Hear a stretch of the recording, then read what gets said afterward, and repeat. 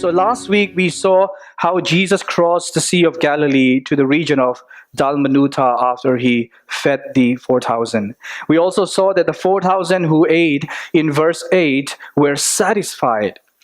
But Mark here shows us again that the Pharisees were never satisfied even after they had seen many miracles and signs. And so from our text, we're going to see three things. First, religious people seek a sign. Secondly, the disciples fail to see the sign. Thirdly, Jesus is the sign from heaven. So first, religious people seek a sign. The Pharisees came and began to argue with him, seeking from him a sign from heaven to test him. And he sighed deeply in his spirit and said, "Why does this generation seek a sign? Truly I say to you, no sign will be given to this generation." And he left them, got into the boat again, and went to the other side. See, the Pharisees were still angry with Jesus because Jesus had pointed out their hypocrisy and challenged their traditions in chapter 7. No matter how many miracles Jesus performed, no matter how much they saw, the Pharisees were not satisfied. So they had come to demand a sign from heaven from Jesus here, right? And keep in mind that the Pharisees had received plenty of proof of the source of Jesus' power in chapter 3, verse 22. They had said there, "By the prince of demons, he drives out demons." And Mark says here in verse 11 that they had come to test him. See, they wanted proof that Jesus' source of authority and power came from God, right? Maybe you're not religious like the Pharisees and you don't believe in God. But we are all seeking something in life, isn't it? So here's a question. What do you seek after? Really, be honest with yourself. What do you seek after? What is that one thing that you really, really seek after? See, what you really seek after will expose what you value most. Let me repeat that. What you really seek after will expose what you value most. And we're not talking about just external pursuits, but what your heart really seeks after will expose what you value most. And whatever you value most and devote yourself to religiously is your God, right? Whatever it is that you seek after, that you value the most, and you devote your heart religiously, whatever that thing is, it's your God. But we know that false God, as we have seen, will always disappoint us, right? Or perhaps, like the Pharisees here, you have predisposed conclusions about who Jesus is and simply want to argue and debate. Keep in mind that the Pharisees here were simply interested in arguing and debating. They were not interested in really knowing the person of Jesus. Or maybe you're not sure what to make of Jesus and simply are curious about him. Or maybe like the religious Pharisees here, you came to put Jesus on trial. Many people put Jesus on trial today, right? Remember that the Jews, including the religious Pharisees, were all waiting for the Messiah. And so they were, of course, expecting that their Messiah would come and deliver them from the Roman oppression. Their image of a Messiah was that he would be political, that he would have political power and overthrow the Roman government. And so what is that one thing that you believe will deliver your heart? Whatever your heart is seeking and longing, what is that one thing? See, these Pharisees had come to test Jesus to see if he would give them a sign that he is from God. But what does Jesus say? How did he respond? He says in verse 12, "Why does this generation seek a sign?" Of course, right? Jesus knew that they were seeking the signs, which was obvious. He could see through their hearts. He could see they were not really interested in knowing his identity, but they simply want to test him in order to find fault, right? So he says here, why does this generation seek a sign? Why? Have you really asked why you seek after what you seek after in life? It's important. Obviously, Jesus knows the answer when he says, "Why does this generation seek after the sign?" So you have to ask yourself why you seek after what you seek after, right? Beneath all of these external pursuits, we need to ask why. No, why? Why are you seeking after what you seek after? And the Pharisees here, of course, remember that in God's existence. But maybe, you see, are you still seeking proof? Are you still seeking proof like them after having seen many evidences of God's work around you? Right? Many people still come to Jesus wanting this sign, wanting proof of his existence, proof of his deity, proof that he is who he says he is. And sometimes they still put him on trial. Are you one of those who put Jesus on trial? Because Jesus is going to do something here, right? And he's reversing the question. He's exposing their heart and saying, why does this generation seek a sign?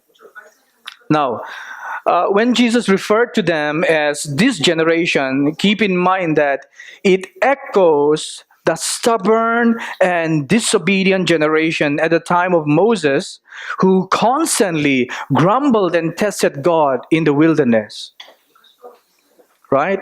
Let me repeat that. When Jesus referred to them as this generation, it echoes the stubborn and disobedient generation at the time of Moses, who constantly tested God in the wilderness. They grumbled, they complained, despite all of the miracles that they have seen. And so most of that generation, by the way, died in the wilderness due to their unbelief. And so are we like the Pharisees and the Israelites, always grumbling and testing God? See, when we're doubting, grumbling, and testing God, what we're really saying is this. Our hearts are saying this: God, I know better than you how my life should turn out. Give me proof that you know better. I know better than you how my life should turn out. And therefore, give me proof. Give me proof that you know better than I do. That's what we do, right? The attitude of the heart is exactly that. And so in verse 12, it says, he sighed deeply in his spirit and said, no sign will be given to this generation. No sign will be given to this generation. And in verse 13, it says, he left them. This is amazing. Jesus here refused to be treated as a vending machine or a circus magician who performs signs at the demands of people, right? He saw that no amount of signs would have led them to believe in him. So he says, look at this. It says, he left them.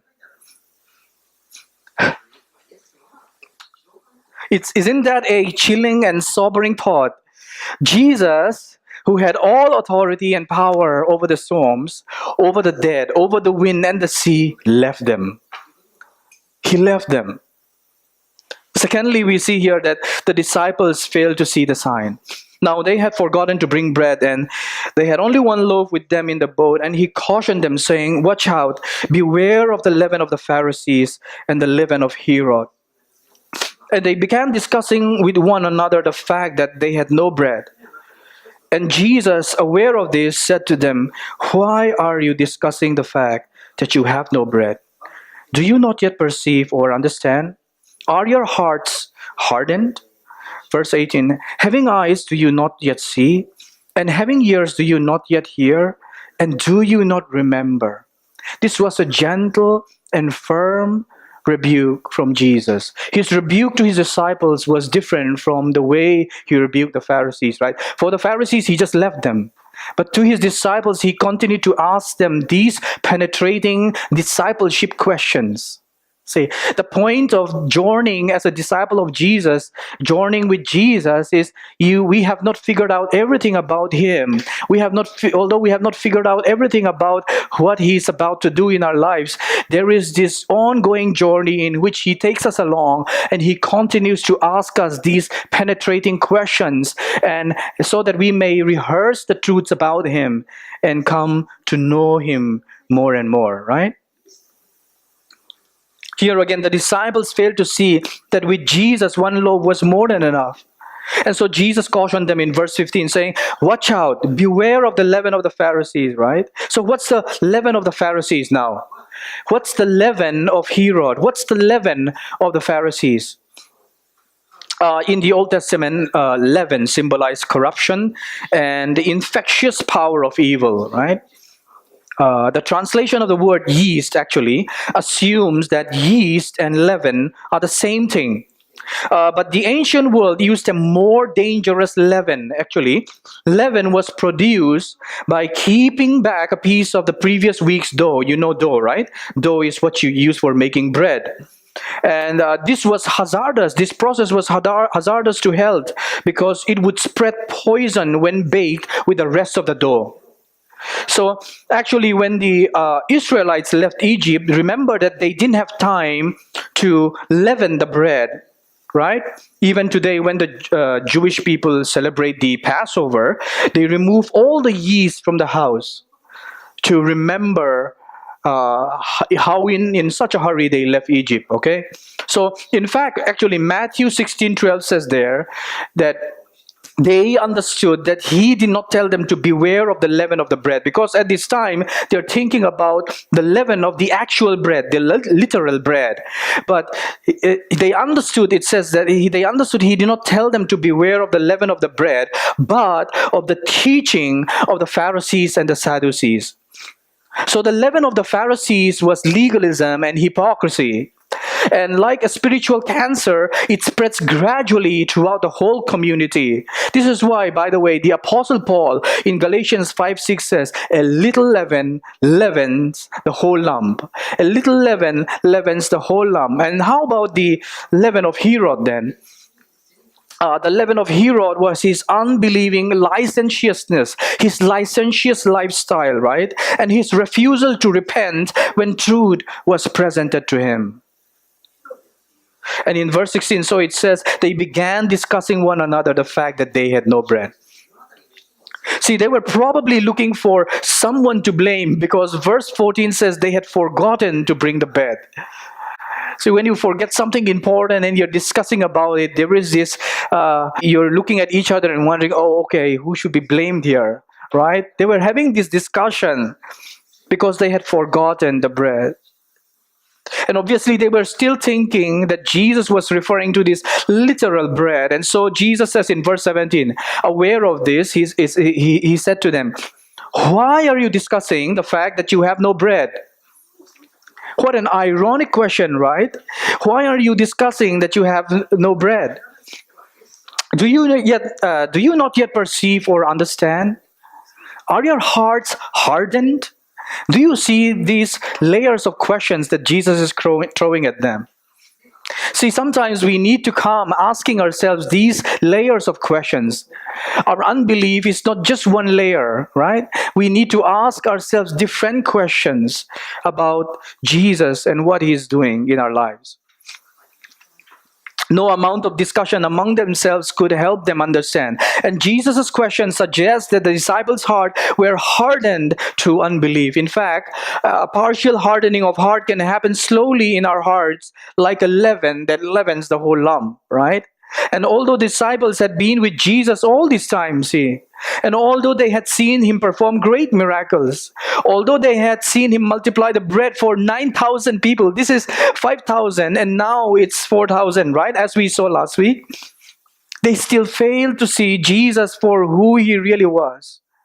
Here we see how the hardened heart cannot respond to Jesus. How the hardened heart cannot see what Jesus is doing. How the hardened heart is not sensitive to the words of Jesus. He says, do you not see? Do you not yet see? This is why he drilled them. Jesus is asking these layers of question. He drills them in verse 18 and he says, having eyes, do you not yet see? They had failed to see that all of the signs, all of the miracles pointed to this one thing, namely that Jesus is a sign from heaven. Jesus is a sign from heaven. Verse 19, when I broke the 5 loaves for the 5,000, he continues, how many baskets full of broken pieces did you take up? And they said to him, 12, verse 20. And the 7 for the 4,000, how many baskets full of broken pieces did you take up? And they said to him, 7. Verse 21, and he said to them, do you not yet understand? Again, that's the key. Do you not yet understand? Right? Jesus here continued to ask layers and layers of questions because there are layers and layers of unbelief in the heart of the disciples. See, there are many layers of unbelief in our hearts that's being peeled like an onion, right? I've used this illustration before. It's like this onion. Unbelief is being peeled in our hearts when Jesus is asking these kinds of questions. And we need to pay attention to how the Holy Spirit is doing that in our hearts when He's pricking our conscience, asking us important, awakening questions. The disciples had failed to understand the meaning of the bread, as we have seen. And Jesus here drilled them with questions about the feeding of the 5,000 and the feeding of the 4,000, right? They had clearly forgotten how generous Jesus was in providing for the people. And we need these kinds of pinpointed questions to help us rediscover the truth about Jesus in our daily lives, right? Keep in mind that this is happening in the normal, everyday rhythms of life. There is no special event around them. As Jesus was going about discipling his disciples, it was in the context of an everyday stuff of life. It was in the normal rhythms of everyday life. There was no classroom setting. This is why our vision statement says we exist to glorify God by joyfully living out the truths of the gospel in ordinary everyday life. There is suffering in ordinary day life. There is pain in ordinary everyday life. People are working hard in ordinary everyday life. That's where the gospel is needed. That's where God has called us to live out the truths of the gospel. That's where worship happens every day. Not only as we gather corporately on Sunday, but in the normal everyday rhythms of life, as we spread out, that's where we are called to live out these things. And that's where Jesus makes disciples. Right? So in verse 21, he says, do you not yet understand? And I want you to stay with me on this because remember earlier in verse 11 that the Pharisees had come, it says, seeking a sign from heaven. This is the key phrase in this context. How ironic is it, right? Jesus was saying here to the disciples, do you not understand that I am the living bread from heaven? Do you not yet see that I'm not just a bread provider, but the unleavened bread of life? Do you not yet see that I am the sign from heaven? Then in verse 11, they came asking for a sign from heaven. And Jesus here is saying to the disciples, do you also not yet see that I am the sign from heaven? Because back in verse 12, he had said, no sign will be given to this generation. Why? In Matthew's version of this, he said, no sign will be given to this generation except the sign of the prophet Jonah. It says in Matthew 12, but he answered them, an evil and adulterous generation seeks for a sign, but no sign will be given to it except the sign of the prophet Jonah. For as Jonah was 3 days and 3 nights in the belly of the great fish, so the Son of Man will be 3 days and 3 nights in the heart of the earth. Wow. What's the sign of prophet Jonah? The sign of prophet Jonah is pointing to Jesus' death, burial, and resurrection. In the Old Testament, Jonah was 3 days and 3 nights in the belly of the great fish because he disobeyed God. He ran away from God. He didn't want to obey what God was saying, right? And so today, by the way, many people think that if they obey God, they'll miss out. Their image of God is still this. They still think that God is this demanding taskmaster, not a gracious God. That's why many of you are not obeying God, right? In your mind, you still think if I obey God, I'm going to lose my life. I'm going to lose my time. I'm going to lose my energy. I'm going to lose my money. Is it really yours, your life? Right? When you disobey God, there is this assumption that God is this hard taskmaster who is not after your welfare. God is this ungenerous God. He's so strict. If you obey him, right, he's going to take out your freedom. That's what you're thinking, right? Modern people think that if they obey God, they're going to lose their freedom. This is the lie that Satan has been throwing since the Garden of Eden. They still think that God is this demanding taskmaster, not a gracious God. That's why it's hard to obey God. It's hard to obey the word of God. It's hard to obey scriptures, hard to obey Jesus. Jesus, who never disobeyed God, went to the cross, see, to suffer for our disobedience so that his obedience may be counted to us.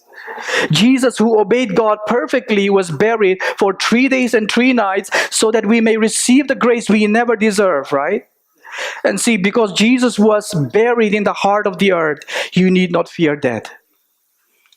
One of the reasons we are afraid of obeying God is because we are still afraid of death. Because Jesus was buried in the heart of the earth, you need not fear death. See, there is something dark about death that terrifies us if we are honest with ourselves, right? It's an unknown territory. It's something that awakens us to reality. When somebody dies in our family, or our neighbors or our friends, when they die, there's something real about that shocks us out of our spiritual slumber. We look at them and we say, it makes us think, it makes us pause, it makes us look at what we're doing, it makes us think. Or some of us are too afraid to think about what's coming after death because fear paralyzes us. There is this darkness, right? Even as Christians, professing Christians, we know Jesus rose from the dead, but there's something about death that still terrifies us. That's why we're so afraid of losing our lives. That's why we're so afraid of the future, because we're still afraid of death.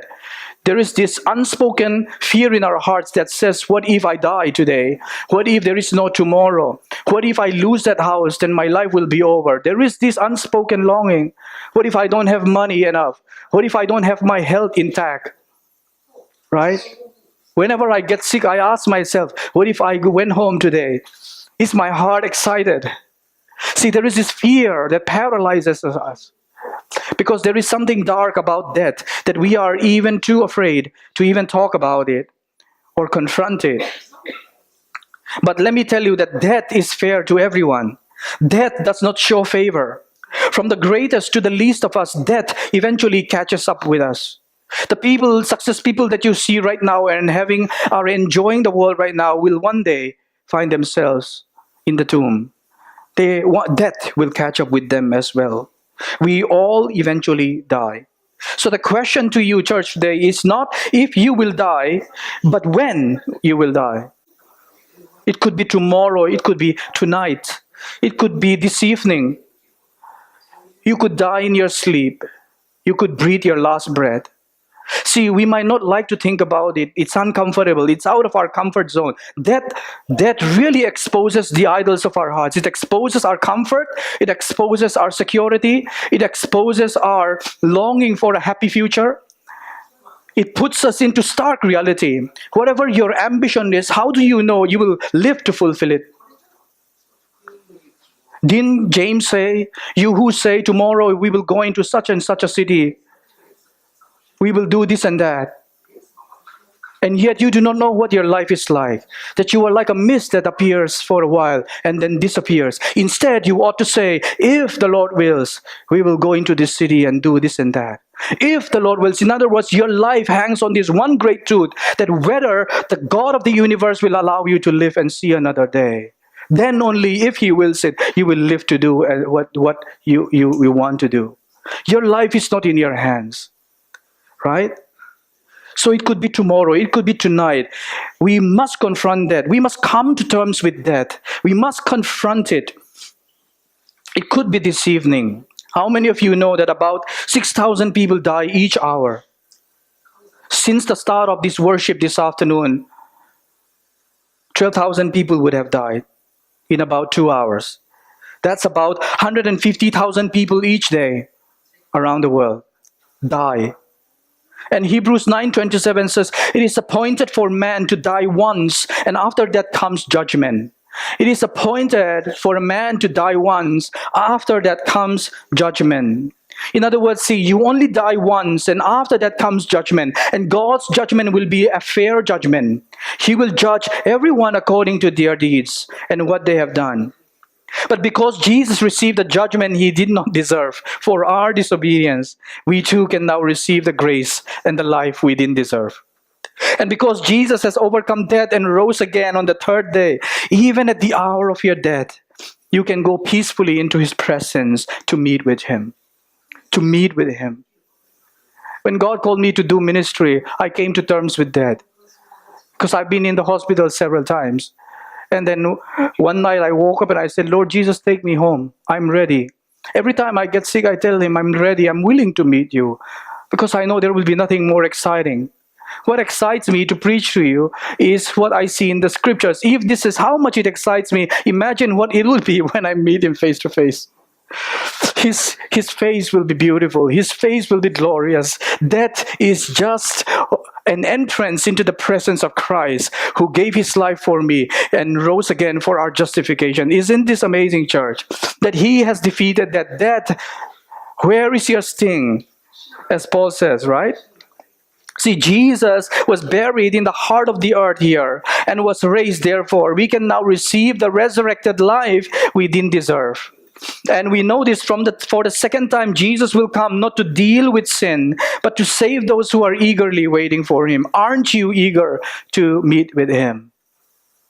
If you're not eager to meet with Jesus, maybe you do not know him. Maybe this is the day you should come to him. If there is no longing in your heart ever to depart from this world and meet with Christ, maybe you do not know him. You do not really know him. Maybe his spirit is not in you. If you don't want to meet with Jesus, maybe there is no spirit of Christ in you. How can you have the spirit of Christ in you and not want to meet him? That is the question. And so today I want you to get real with this Jesus if you do not know him. Don't go to church and not be a Christian. Don't go to a church and not be a follower of Jesus Christ. Because you never know when you will depart from this world. This is not to scare you, but to come to terms with reality, to come to terms that our life is not in our hands, to come to terms that God gives us lives and he takes it away. And we have been given this opportunity to meet with Christ, to know him more fully, to know him richer than we have ever known him before. So are you eager to meet with him? Here's the good news, right? Jesus' resurrection here is the ultimate sign that he was Israel's long-awaited Messiah. It's amazing. As one commentator said, and I'll close with this. He said, Jesus will offer this generation no noisy sound from heaven, only the wind whistling through an empty tomb after his resurrection.